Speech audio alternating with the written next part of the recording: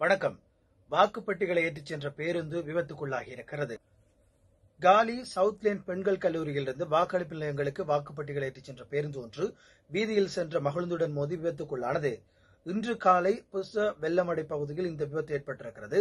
பின்னர் காவல்துறையினர் தலையிட்டு விபத்துக்குள்ளான பேருந்தில் இருந்த வாக்குப்பெட்டிகளை வேறு வாகனத்தில் கொண்டு செல்ல ஏற்பாடு செய்தனர்.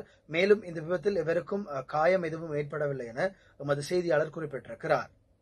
விழுங்கிய நிலையில் போதைப் பொருளை கடத்தி வந்த வெளிநாட்டவர் கைது செய்யப்பட்டிருக்கிறார்.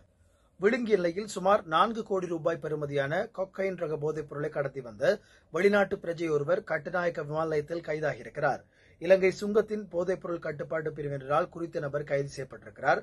கைதானவர் சியேரா லியோனைச் சேர்ந்த 32 வயதுடைய ஒருவர் என தெரிய வந்திருக்கிறது. சந்தேக நபரால் விழுங்கிய நிலையில் கடத்தி வரப்பட்ட கொக்கைன் அடங்கிய 56 வில்லைகள் கைப்பற்றப்பட்டுள்ளதாக இலங்கை சுங்கம் தெரிவித்திருக்கிறது.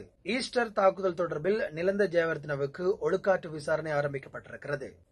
ஏப்ரல் 21 பயங்கரவாத தாக்குதல் தொடர்பில் அரச புலனாய்வு சேவையின் முன்னாள் பணிப்பாளர் நிலந்த ஜெயவர்தனவுக்கு எதிராக ஒழுக்காற்று விசாரணைகள் ஆரம்பிக்கப்பட்டுள்ளதாக அவரது சட்டத்தரணி இன்று மேன்முறையீட்டு நீதிமன்றில் தெரிவித்திருக்கிறார். ஏப்ரல் 21 தாக்குதல் தொடர்பில் விசாரணைகளை முன்னெடுத்த ஜனாதிபதி விசாரணை ஆணைக்குழுவின் பரிந்துரைகளுக்கு அமைய நிலந்த ஜெயவர்தனவுக்கு எதிராக சட்ட நடவடிக்கை எடுக்குமாறு உத்தரவிடக் கோரிய மனு இன்று விசாரணைக்கு வந்தது.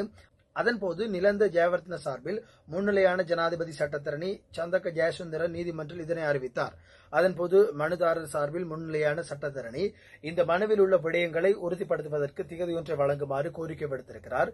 அதன்போது நிலந்த ஜெயவர்தன சார்பில் முன்னிலையான சட்டத்தரணி உயர்நீதிமன்றத்தினால் பிறப்பிக்கப்பட்ட உத்தரவின் பிரகாரம் தமது சேவை பெறுநருக்கு எதிராக ஒழுக்காற்று விசாரணை ஆரம்பிக்கப்பட்டுள்ளதாக நீதிமன்றக்கு அறிவித்திருக்கிறார்.